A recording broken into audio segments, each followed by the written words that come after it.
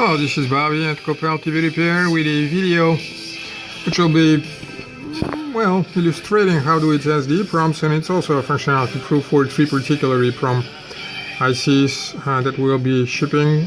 This is for Samsung mainboard BN94-04728A, which is used in different, maybe 10 or 8 different models. 51, 59, 64-inch plasmas, and another number for it. There are many numbers for it, or at least 10 different numbers for it. BN97-05522E.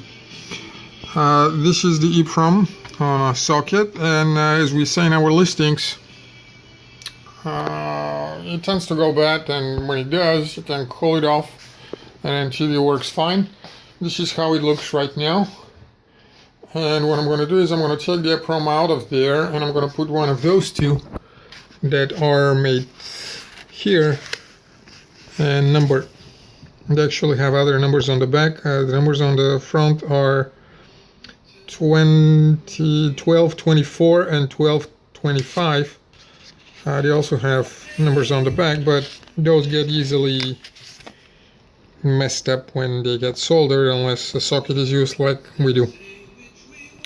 This is today's Z10, 17, 18. You can't quite see it on the top, but it's not that hard. 10.17.10. 1225 is the unique number. So I'm going to take that one first. I'm going to turn off the TV. And go back, disconnect from power, take the EEPROM off,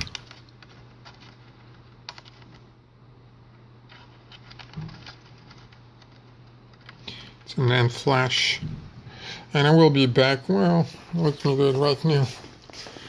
The number on this one is simply 1, I believe.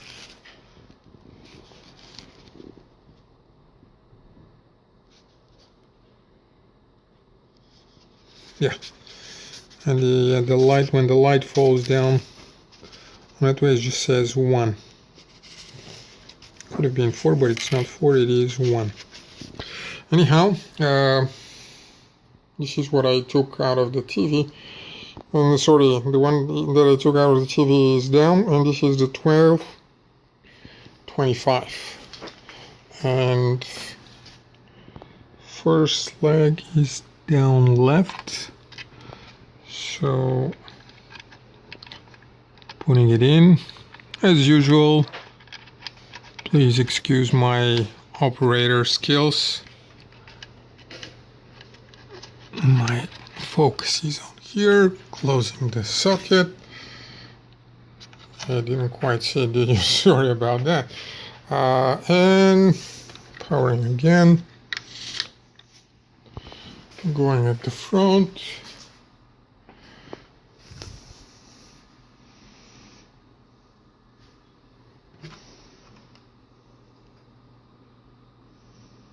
powering,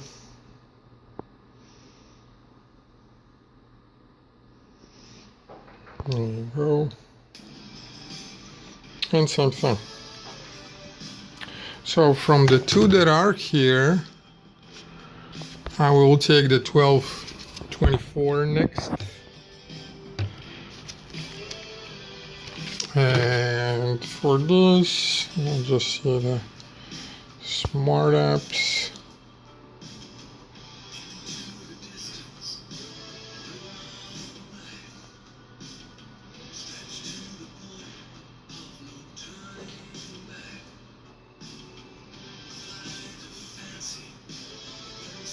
And those are the smart apps.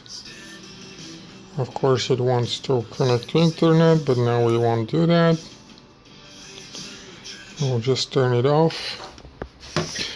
Get the 1224 and go back and do the same exercise. Turning off the TV, you didn't see that.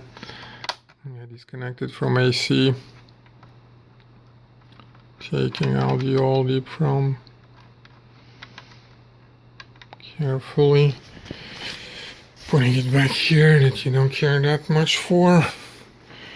This is the 1224. And the purpose of this exercise is partially to tell you that anybody who can go to the lengths of putting a socket on that and testing the ICs is, oops, forgot that, I said I plugged it off. So there it is, coming at the front, powering on, power on.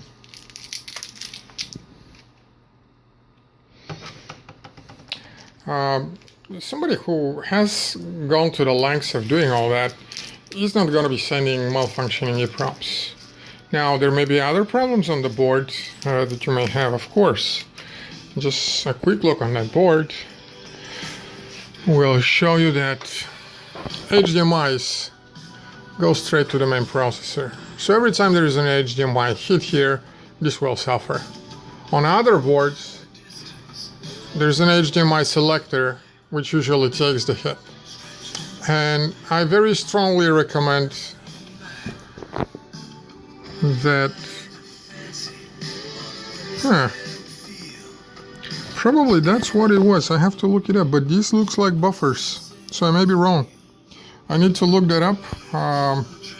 It's not often that I see that, but it looks exactly like buffers that would take the shock from the HDMI. But this is one of the very few boards that I've seen that has something like that. Those got to be the ICs.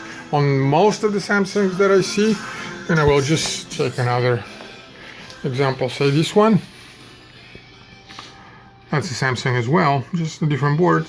HDMIs go straight to the main processor. Any power surge here just kills the whole thing. Where classic boards, this is not a Samsung, it's a different board, but those are all the HDMIs. They go through a HDMI selector, which then goes to the main processor. And when a power surge kicks in, it kills that, possibly some minor components around, and doesn't kill the main processor, which is the hardest and most expensive to replace. Not to mention Samsung and LG use proprietary processors more and more, and they don't sell them, so there's practically no way to buy them anywhere except from China. And when they come from China, they come from other boards that have already failed and they were rebuilt, and the whole thermal exercise makes them 1 week, 1 month, however long more life they have, and they fail again, if any at all. It's really bad. So the purpose of this exercise was to show that those 3 EEPROMs were working, and to show you that we do test the EEPROMs that we sell. That's all of it. Thank you very much.